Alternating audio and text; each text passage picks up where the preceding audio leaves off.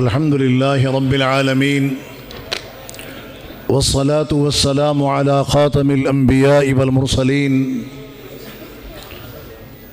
نبينا محمد بن عبد الله وعلى آله وصحبه ومن تبعهم بإحسان إلى يوم الدين. أما بعد،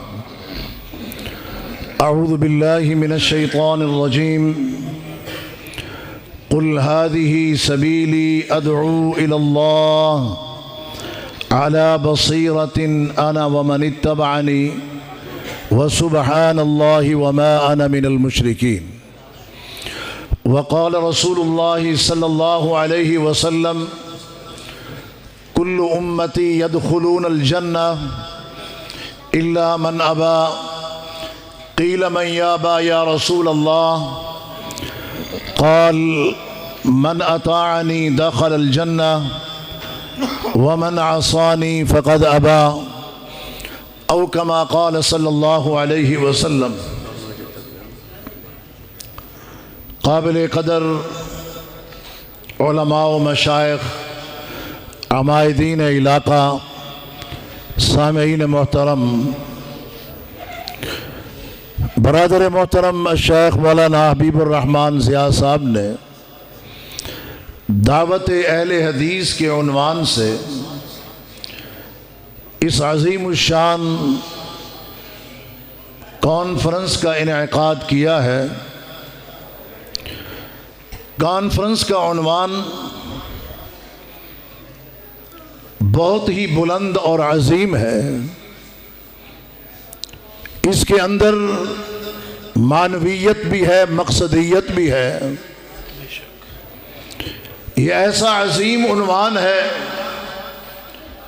کہ اس کے اندر نشان منزل بھی ہے اور منزل کا حصول بھی ہے. حضرات گرامی، یہ بات ہمیں ذہن نشین کر لینی چاہیے کہ جتنے بھی انبیاء اور رسل آئے ہیں وہ اللہ کی توحید کو دعوت کے ذریعے سمجھانے کے لیے آئے ہیں. انسانیت کو انسانیت کے آداب سے آشنا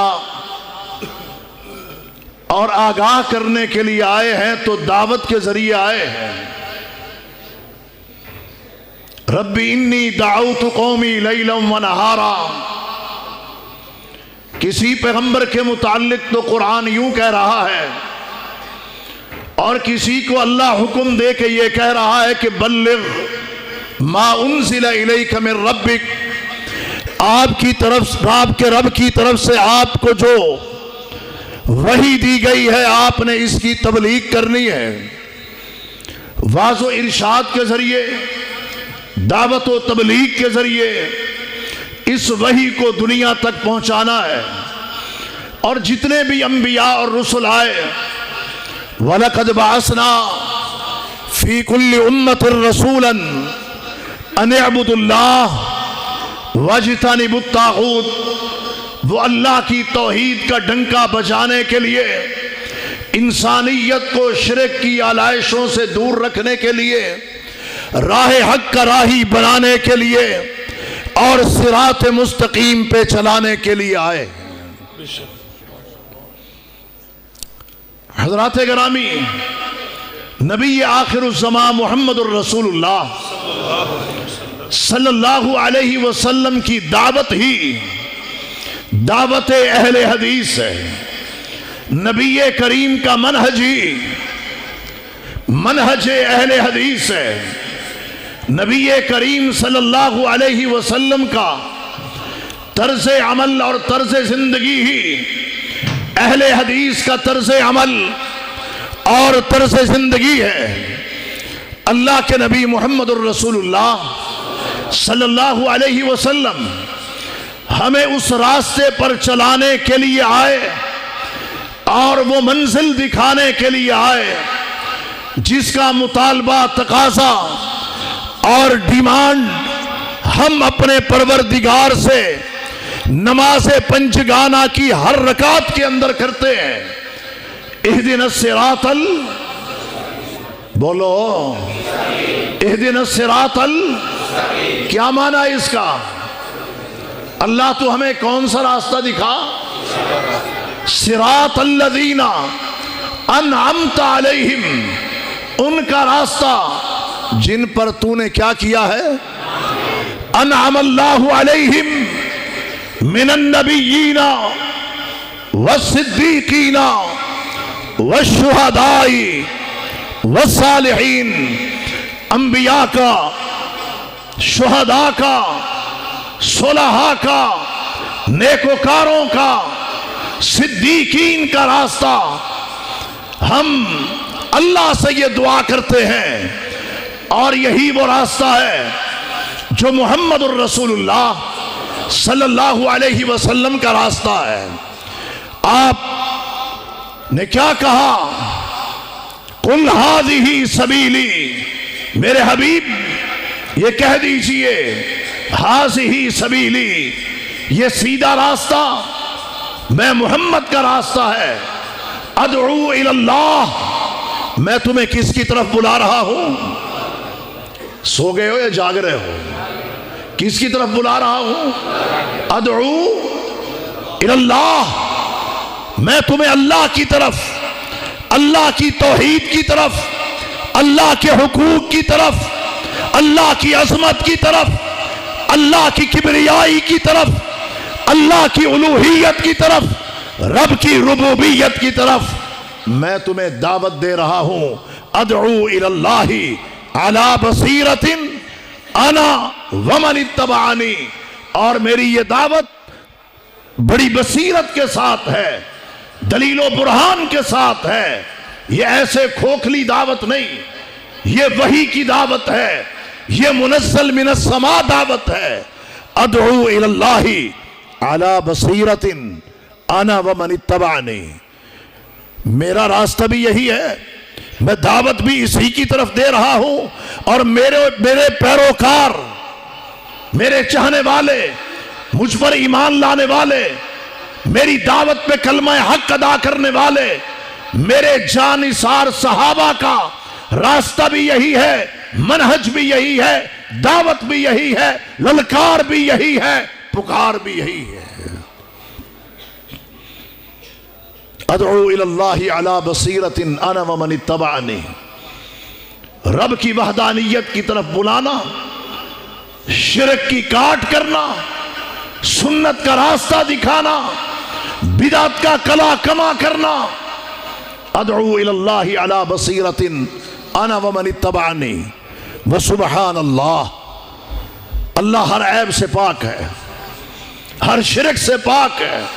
وما انا من المشرکین، اور یہ جو مشرک کارستانیاں کرتے ہیں میں ان کا ساتھی نہیں ہوں، میں مشرکوں میں سے نہیں ہوں، میں اللہ کے فرما بردار اور نمک حلال بندوں میں سے ہوں، اللہ کے وفادار بندوں میں سے ہوں۔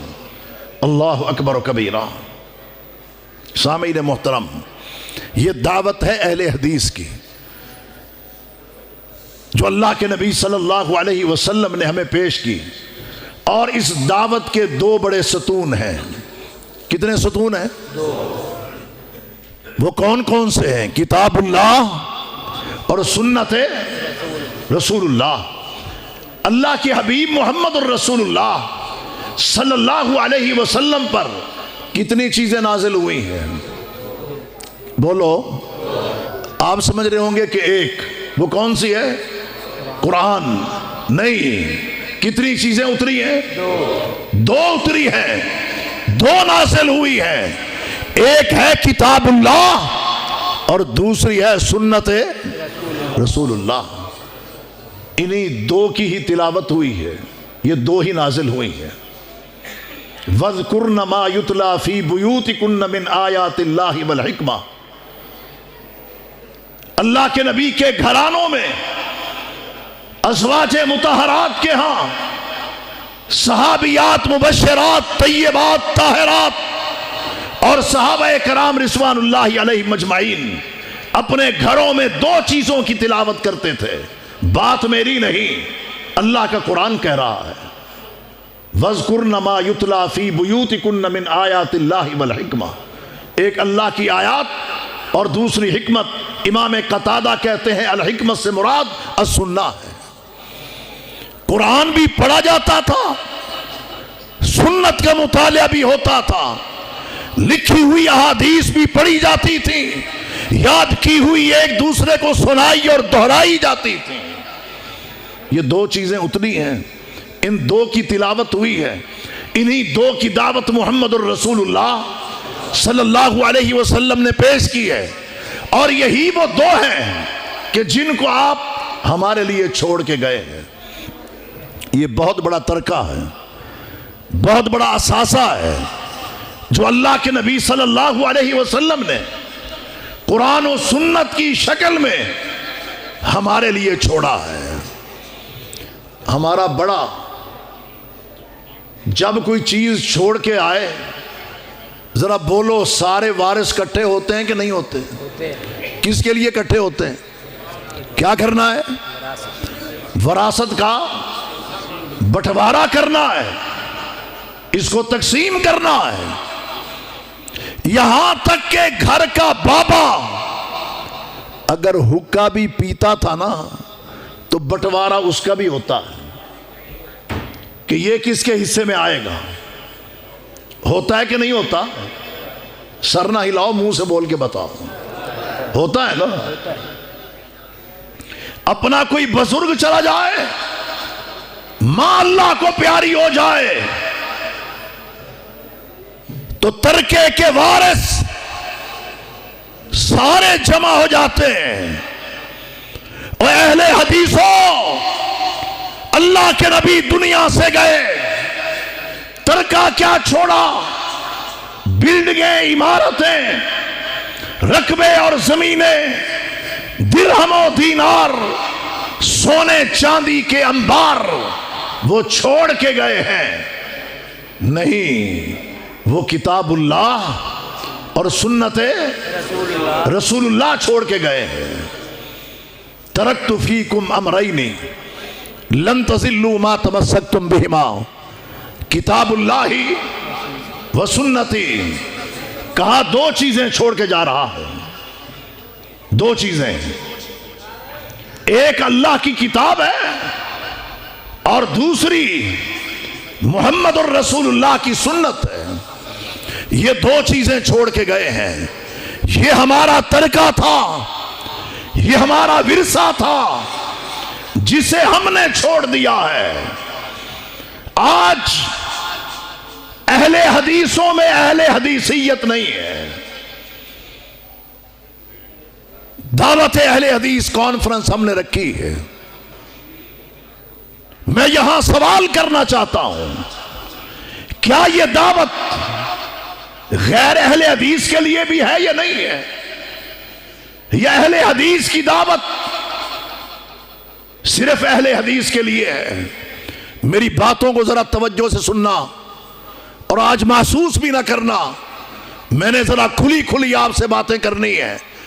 پہلے تو میں اللہ کا شکر ادا کرتا ہوں کہ دعوت اہل حدیث کانفرنس میں ہمیں بلا کے یہ ثابت کر دیا کہ یار ہم بھی اہل حدیث ہیں۔ بیٹے کو بٹھا دیں یار۔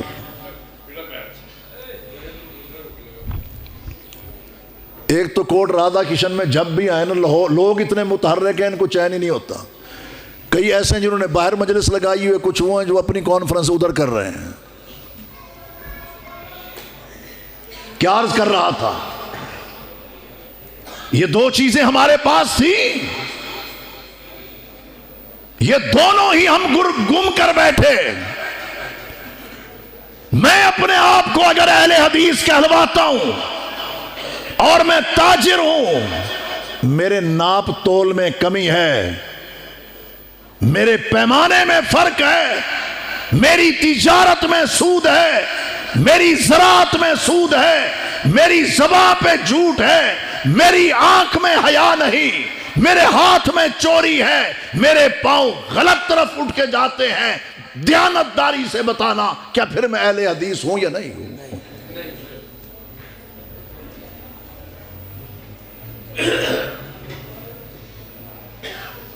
اب تو خیر سے مہمان بھی چلے گئے اور میزبان بھی چلے گئے۔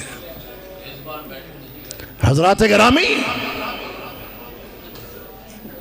بات توجہ سے سنیے گا، دعویٰ اہل حدیثیت کا ہے۔ اہل حدیث کردار کا نام ہے، اہل حدیث سیرت کا نام ہے، اہل حدیث عمل کا نام ہے۔ اہل حدیث کسی بلڈنگ عمارت کا نام نہیں ہے، کسی پلر اور کھمبے کا نام نہیں ہے۔ اہل حدیث وہ نہیں جو اہل حدیث کے گھر میں پیدا ہو، یہ بہت بڑی غلط فہمی ہے کہ جو اہل حدیث کے گھر میں پیدا ہو وہ اہل حدیث ہوتا ہے۔ اہل حدیث وہ ہوتا ہے جس کا کردار قرآن و سنت کے مطابق ہو، اس کو اہل حدیث کہتے ہیں۔ اگر میری وضاحت قرآن و سنت کے مطابق نہیں تو میں اہل حدیث کے حلوانے کا حقدار نہیں ہوں۔ کہاں ہیں ہماری داڑیاں، کہاں ہیں ہماری شلواریں؟ بعض لوگوں کا کیا کہنا ہوتا ہے، جی سارا اسلام داڑھی میں ہے، سارا اسلام شلوار میں ہے۔ چل تو اپنی شلوار سے بھی نکال دے، تو داڑھی سے بھی نکال دے، کردار سے بھی نکال دے، کاروبار سے بھی نکال دے، باقی بچتا کیا ہے؟ لمحہ فکریہ ہے، لمحہ فکریہ ہے۔ کردار کا نام اہل حدیث ہے۔ اور جس طرح میں نے کہا ہمارے پاس کھرا سودا ہے، کھوٹا نہیں ہے۔ بات درست ہے یا غلط ہے؟ آپ میں سے کون کون کوٹ رادھا کرشن سے لاہور لوکل بس میں سفر کرتا ہے جو نان اے سی؟ کون کون کرتا ہے؟ نان ٹکی والے آتے ہیں؟ بولو۔ آتے ہیں۔ اور وہ دال بیچنے والا، آتا ہے۔ پکوڑے بیچنے والا؟ آتے ہیں۔ اب میری بات توجہ سے سننا، کیا صدا لگاتے ہیں؟ ٹکی بیچنے والا آتا ہے تو کہتا ہے کتنے مسالے ہیں؟ دال بیچنے والا آتا ہے تو کیا کہتا ہے کتنے مسالے ہیں؟ کسی نے چن چن کے دیکھنے ہوتے ہیں؟ وہ اپنی طرف متوجہ کرتا ہے، لوگ اس کی طرف متوجہ ہوتے ہیں۔ وہ کہتا ہے میری 12 مسالے والی دال ہے اور 13واں لیمو نچوڑ کے دوں گا۔ وہ خم ٹھوک کے بات کرتا ہے، اعتماد کے ساتھ بات کرتا ہے، جرت کے ساتھ بات کرتا ہے۔ وہ کسی یونیورسٹی کا پڑھا ہوا نہیں ہے، وہ انگوٹھا چھاپ ہے۔ وہ کسی جامعہ کا فاضل نہیں ہے، مکہ مدینہ ریاض یونیورسٹی کا فاضل نہیں ہے۔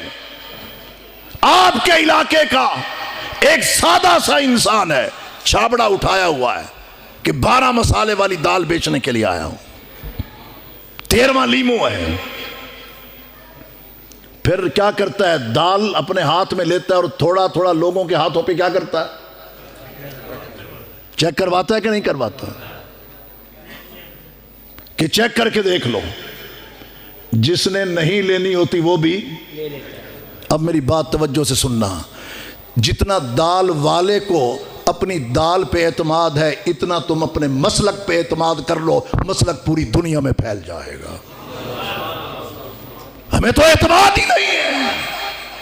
دال والے کو اپنی دال پہ، نان ٹکی والے کو اپنی ٹکیوں پہ ناز ہے، ان کو اعتماد ہے کہ میرے پاس سودا کھرا ہے، اور قرآن و سنت سے بڑھ کے کھرا سودا اور کیا ہو سکتا ہے؟ لیکن افسوس کی بات ہے، اس کھری دعوت کو، سچی دعوت کو، حقیقی دعوت کو، قرآن و سنت کی دعوت کو ہم نے اپنی مساجدوں میں قید کر کے رکھ دیا ہے۔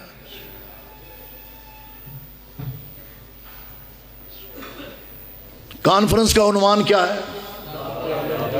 بیان کرنے والا کون ہے؟ سننے والے کون ہیں؟ مسجد کن کی ہے؟ یہ دعوت باہر کیوں نہیں نکلتی؟ بات سمجھ آ رہی کہ نہیں آ رہی؟ یہ دعوت ان مسجدوں سے باہر کیوں نہیں نکلتی؟ بازاروں میں کیوں نہیں پہنچتی؟ فیکٹریوں میں کیوں نہیں پہنچتی؟ کارخانوں میں کیوں نہیں پہنچتی؟ جیلوں میں کیوں نہیں پہنچتی؟ میں نے ہر جگہ پہ تبلیغ کا کام کیا ہے، जेलों में जाके भी किया है, बाजारों के अंदर भी किया है, मार्केटों के अंदर भी किया है, फैक्ट्रियों में जाके भी दर्स दिए हैं। हजारों दुनिया वहां पर भी मौजूद है। मुसलमान है, कलमा नहीं आता। मुसलमान है, कलमा, मुसलमान है, आखिरी नबी का पता नहीं है। मुसलमान है, नमाजों की तादाद का इल्म नहीं। और मैं अपने प्रोटोकॉल पे खुश हूं। मुझे बुलाया गया, प्रोटोकॉल दिया गया, खाना खिलाया गया, और दावतें ऐसे नहीं फैलती, दावतें मारें खा खा के पहुंचती हैं, दावतें कुर्बानियों से पहुंचती हैं। दावत को हमने मुक़य्यद कर दिया। मोटरवे पे आप सफर करते हैं कि नहीं करते? नमाज का टाइम होता है, मस्जिद में जाते हैं, मैं भी जाता हूं, मगरिब पढ़ाता हूं, उसके बाद ऐलान करता हूं कि हम मुसाफिर हैं, इशा पढ़ने लगे हैं, जिसने पढ़नी हो कसर हमारे पीछे पढ़ ले। मगरिब की नमाज में मेरी रफुल यदैन भी पीछे वाले देख रहे होते हैं, मेरी आमीन बिलजहर भी सुन रहे होते हैं। दो सजदों के दरमियान वक्फे को भी जान रहे होते हैं, तशहुद की लंबाई भी उनके इल्म में होती है। लेकिन मगरिब की नमाज पढ़ाने के बाद जब इशा के लिए खड़ा होता हूं, मुझसे कोई ये नहीं पूछता तेरा मसलक क्या है, किस मसलक से तेरा ताल्लुक है, पहले तू ये बता, बाद में इशा पढ़ेंगे। मुझसे आज तक किसी ने नहीं पूछा। हाथ छोड़ के पढ़ने वाले भी पीछे खड़े होते हैं, हाथ बांध के पढ़ने वाले भी पीछे खड़े होते हैं, आमीन रफुल यदैन करने वाले भी पीछे होते हैं, ना करने वाले भी पीछे होते हैं। मैं कर रहा होता हूं, मुझसे कुछ नहीं, कोई नहीं पूछता। वही लोग जब अपने इलाकों में आते हैं, पड़ोस में मस्जिद है तो नहीं जाएंगे, क्यों? ये वहाबियों की है, वो कहेंगे ये देवबंदियों की है, वो कहेंगे बरेलवियों की है। बात फिर ये समझ आई कि हमारी मस्जिदें हमारे मसलक के मोर्चे हैं, इस्लाम के मराकज़ नहीं है। बात समझ रहे हो ना? हमारी मस्जिदें मसलक के मोर्चे हैं, इस्लाम के मराकज़ नहीं है। वहां पर तो कोई भी मोटरवे पे ये नहीं पूछता, न दाएं बाएं पढ़ता है कि क्या लिखा हुआ है, किस मसलक की है। यहां आके पूछते हैं। मैं मुल्तान जुमा पढ़ाने के लिए गया, मैंने पूछा मोहल्ले की कुल आबादी कितनी है, मालूम नहीं। अड़ोस में पड़ोस में दाएं और बाएं, मशरिक और मगरिब, शुमाल और जुनूब में कौन रहता है, कुछ मालूम नहीं है। भाई जाके दावत क्यों नहीं दी कि भाई अल्लाह का घर है, बना है, और नमाज पढ़ो। लाहौर में जहां जुमा पढ़ता हूं, पढ़ाता हूं, हजारों की तादाद में प्रोफेसर भी आते हैं, स्टूडेंट भी आते हैं पढ़ने के लिए। 2 साल पहले मुझे एक साहब ने कहा कि कान में, मैं दर्स दे रहा था फजर के बाद, कि वो ना अहले तशय्युअ आए हुए हैं। मैंने कहा तकरीब कारी कर रहे हैं? कहता नहीं। मैंने कहा पढ़ने दो। मुहर्रम की आमद थी, मैंने मुहर्रम के अशरे के मुताल्लिक दर्स दिया, फजीलत बयान की। वो नमाज पढ़ के अलग पढ़ी, उन्होंने बैठे रहे। यकुम मुहर्रम आई, दर्स दिया सैयदना उमर फारूक की शहादत पे 10 से 12 मिनट। 2 मुहर्रम उल हराम को सैयदना हुसैन रजी अल्लाह तआला की शहादत पे बात की। वो तीनों दिन जिस तरह हम अहले सुन्नत रमज़ानुल मुबारक में इबादात का खास एहतमाम करते हैं, वो मुहर्रमुल हराम में करते हैं। 3 दिन उन्होंने नमाज पढ़ी और दर्स भी सुनते रहे। चौथे दिन वो हमारी सफ में बाजमात आके नमाज पढ़ रहे थे। भाई अपनी मसाजिद के दरवाजे खोलो, अपने दिल और दिमाग के दरीचों को खोलो। ये आफाकी दावत है, दावत अहले हदीस। ये अंबिया और रुsul की दावत है। इसको बंद गलियों में ना लेके जाओ, इसको तंग गलियों में ना लेके जाओ। جو وسیع و ظرف انبیاء تھے، یہ ان کی دعوت ہے، اور اس دعوت کو داغ نہیں لگنا چاہیے، اس دعوت کو داغ نہیں لگنا چاہیے۔ میں ذرا دیکھوں، چیک کروں، الحمدللہ میری اس مسجد میں جہاں جمعہ پڑھاتا ہوں چاروں مسالک کے لوگ آ کے جمعہ پڑھتے ہیں، نمازیں بھی پڑھتے ہیں۔ ٹھیک ہے، جو شروع میں آئے گا غلطی کرے گا، غلطی کی اصلاح کس نے کرنی ہے؟ جن کے پاس قرآن و سنت ہے۔ وہ یہاں ہاتھ باندھ کے پڑھ رہا ہے نا، یہاں سے یہاں تک کیسے آئے گا جب اس کو احادیث دکھائیں گے، جب یہ کہیں گے تو باہر نکل جا، وہ قریب تو نہیں آئے گا۔ یہاں سے یہاں تک وہ تب آئے گا جب اپنے گھر سے وہ یہاں مسجد تک آئے گا۔ پہلے مسجد میں تو لے کے آئیں، پیار و محبت سے دعوت تو دیں، مسجد کی آباد کاری کا تو سوچیں۔ اللہ اکبر و کبیرہ۔ کہتے ہیں جی مسجدیں آباد نہیں ہوتی، کیوں نہیں ہوتی؟ کہتے ہیں مسلک کے لوگ تھوڑے ہیں۔ یار مسلمان بھی مر گئے نا سارے۔ مسلک کی ترویج کیسے ہوگی، ترقی کیسے ہوگی، کیسے پھلے گا پھولے گا، یہ کیسے آگے بڑھے گا؟ جب تک یہاں اور یہاں وسعت نہیں آئے گی یہ مسلک پھیل نہیں سکتا۔ پھر ہمارا کلہاڑی مار پروگرام ہوتا ہے کہ فلاں مولوی آیا تھا، وہ آ کے ہمیں گالیاں دے گیا ہے، آپ کا ہمارے ساتھ 40,000 طے ہوا تھا، یہ 40,000 آپ کا وہ ہے، یہ 20,000 اضافی ہے جو آپ نے ان کو 20,000 کی گالیاں دینی ہیں۔ اور کبھی گالیوں سے بھی مسلک پھیلے ہیں، کبھی گالیوں سے بھی دین پھیلا۔ ہاں گالیاں کھا کے تو پھیلتا ہے، گالیاں سنا کے کبھی دین نہیں پھیلا۔ یہ بات ذہن نشین کر لیجئے۔ دعوت اہل حدیث نہ دعوت کا وہ انداز رہا، نہ وہ اصول رہے، نہ وہ اسلوب رہا۔ اسلوب بھی اللہ نے، ہم کہتے ہیں نا کہ ہمارے 2 اصول ہیں۔ کتنے اصول ہیں؟ 2۔ اطیع اللہ و اطیع الرسول۔ تو اسی اطیع اللہ اطیع الرسول میں دعوت کا اسلوب اور انداز بھی اللہ نے بتا دیے کیسے پیش کرنی ہے۔ موسیٰ علیہ السلام نے اور ان کے بھائی نے ہارون نے کس کو دعوت دینے جانا تھا؟ بولو، ساری زندگی تو گزر گئی علماء نے سن دیا، کس کو دعوت دینے کے لیے جانا تھا؟ اللہ نے کیا کہا؟ فَقُولَا لَهُ قَوْلًا۔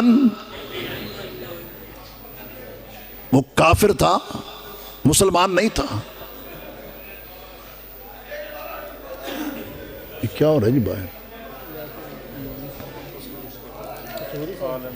لمحہ فکریہ ہے باہر، امن و امان ہے نا جی؟ پھر بند کر دیئے کم۔ اچھا جی، کیا بات ہو رہی تھی؟ فَقُولَا لَهُ قَوْلًا لَيِّنًا۔ عام لوگ نہیں، مولوی عالم مفتی خطیب نہیں۔ السلام ورحمۃ اللہ وبرکاتہ، بارک اللہ فیکم۔ کہا قولا لہو قولا لینا، بات نرم کرنی ہے۔ بات کر رہا تھا اسلوب کی اور انداز کی۔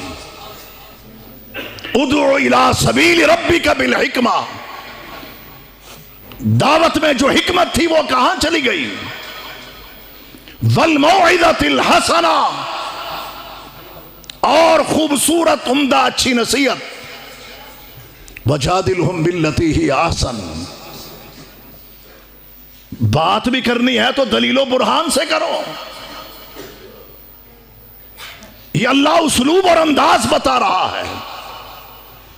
مدینہ یونیورسٹی کلیت الدعوہ و اصول الدین میں وہ زخیم کتابیں ہم نے علماء نے لکھ ڈالی، یار انداز یوں ہو یوں ہو یوں ہو، اور یہ انداز بھی تو اہل حدیثوں کے پاس ہے نا، کہاں گم ہو گیا ہے؟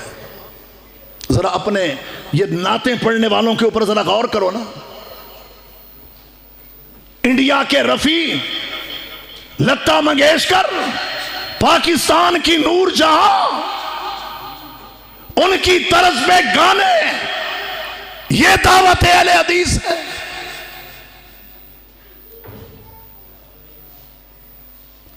اور اللہ معاف کرے، من تشبہ بقوم فہو من، لڑکیوں جیسے کرتے پہن کے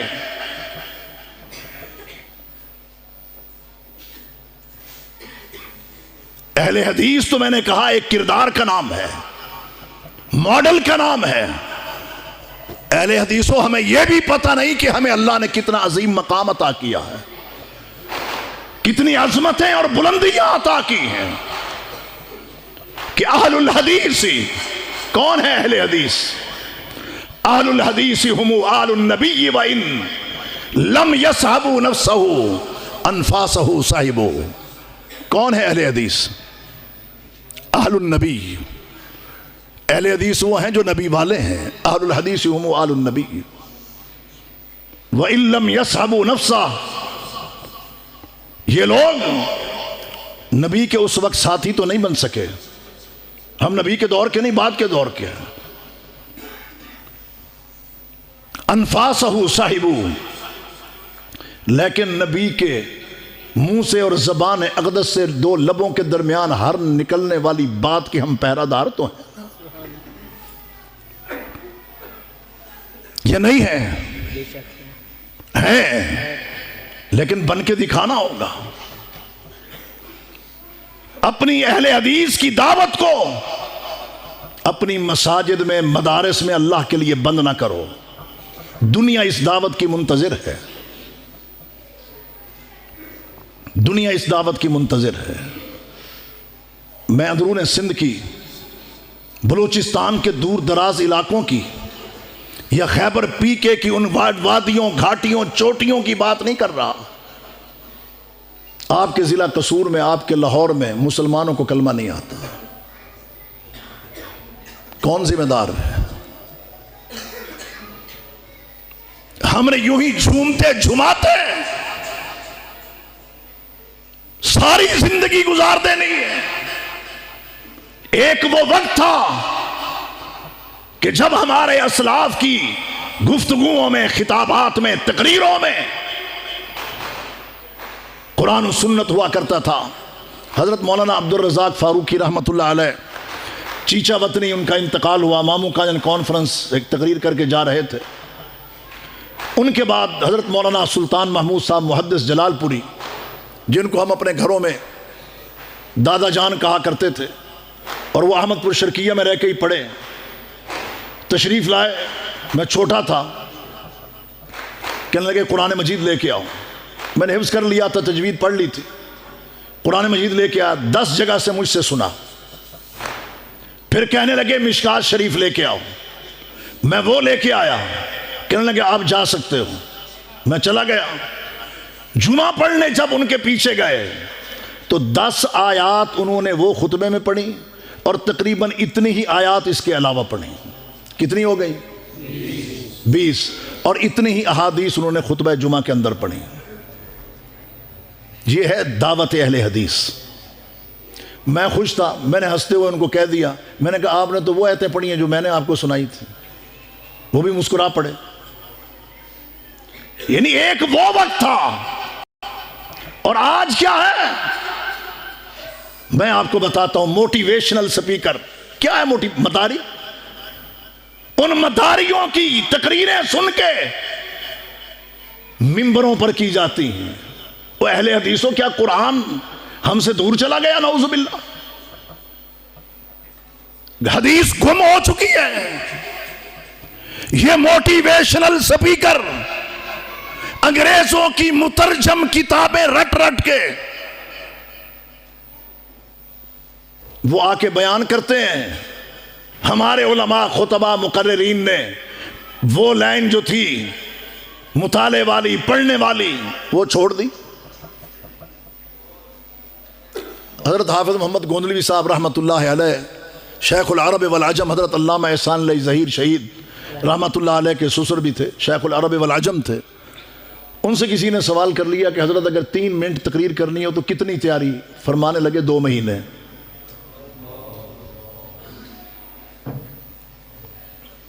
کہا اگر 5 منٹ بولنا ہو تو کہا 1 مہینہ چاہیے تیاری کے لیے. پھر سائل سوال کرتا ہے 15 منٹ بولنا ہو تو پھر کہا 15 دن تیاری کے لیے چاہیے. کہا پونا گھنٹہ 1 گھنٹے کا خطبہ دینا ہو تو کہا 1 ہفتہ تیاری کے لیے چاہیے. پروفیسر حافظ عبداللہ بہاولپوری صاحب رحمۃ اللہ علیہ سپیشل جمعے کے لیے کوئی تیاری نہیں کرتے تھے، لیکن پورا ہفتہ جمعے کے لیے پڑھتے رہتے تھے. پھر سائل نے سوال کیا حضرت گوندلوی صاحب تقریر اگر 2-3 گھنٹے کرنی ہو تو پھر کہا تیاری کی ضرورت ہی نہیں ہے، موجاں کرو. اگر ہم اپنے اسلاف کی طرف دیکھیں، قرآن و سنت سے مزین تقریر ہو تو مجھے حافظ عبدالسلام بھٹوی صاحب رحمۃ اللہ علیہ رحمۃ واسعہ انہوں نے یہ بات خود بتائی. ہم جہاز میں اکٹھے جا رہے تھے کراچی. میں نے کہا کوئی ایسا خطیب بتائیں جس کو آپ نے جم کے بیٹھ کے سنا ہو. کہنے لگے شیخ القرآن مولانا محمد حسین شیخوپوری صاحب رحمۃ اللہ علیہ. میں نے کہا وہ کس طرح آپ نے سنا؟ کہتے ہیں میں سننے کے لیے گیا. 1 گھنٹہ جب ہونے لگا تو میں نے کہا اٹھیے پھر چلیے. تو مولانا صاحب پھر لے میں آئے، پھر قرآن اور تفسیر اور حدیثیں، اور پھر کہتے ہیں پھر 1 اور گھنٹہ بیٹھ کے سنیں. جب 2 گھنٹے پورے ہونے کو ہوئے تو میں کہا بندے اٹھ پھر چلیے، صبح پڑھانا بھی ہے. تو کہتے ہیں میں مجمع میں ہی بیٹھا ہوا تھا. کہتے ہیں پھر جب مولانا لے میں آئے تو انہوں نے پھر قرآن پڑھا، پھر تفسیر اور پھر نکات، تفسیری نکات بیان شروع کیے. کہتے ہیں کرتے کرتے میں نے 4 گھنٹے بیٹھ کے ان کی تقریر سنی تھی.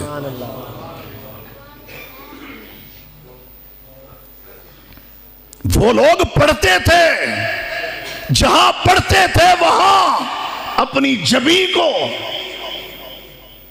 مجھے کئی مرتبہ خدمت کا موقع ملا حضرت شیخ القرآن کو مختلف پروگراموں میں لے جانے کا. اکٹھے ہمارے پروگرام ہوتے تھے، میں گاڑی وہاں لے کے جاتا، وہاں سے لینا اور آگے چلے جانا. جب چھوڑنے کے لیے آنا تو آپ گھر نہیں جاتے تھے، مسجد جو پاس ہی تھی ادھر رک جاتے تھے. کیوں؟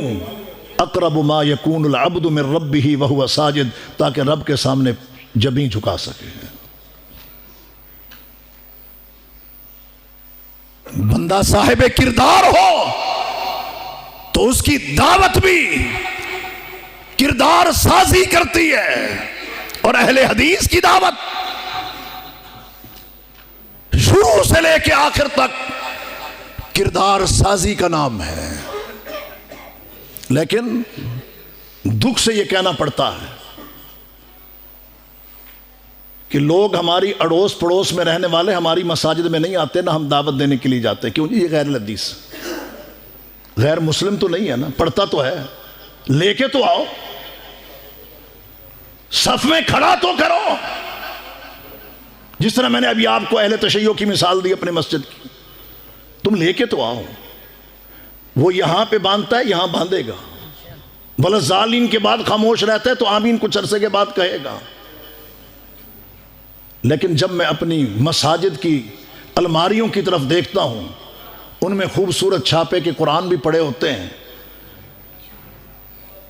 کنگ فہد کمپلیکس، قرآن کمپلیکس کی تفسیر بھی پڑی ہوتی ہے، تفسیر ابن کثیر بھی ہوتی ہے، دیگر تفاسیر اور کتب احادیث بھی ہوتی ہیں، لیکن الماریوں کو تالے لگے ہوئے ہوتے ہیں.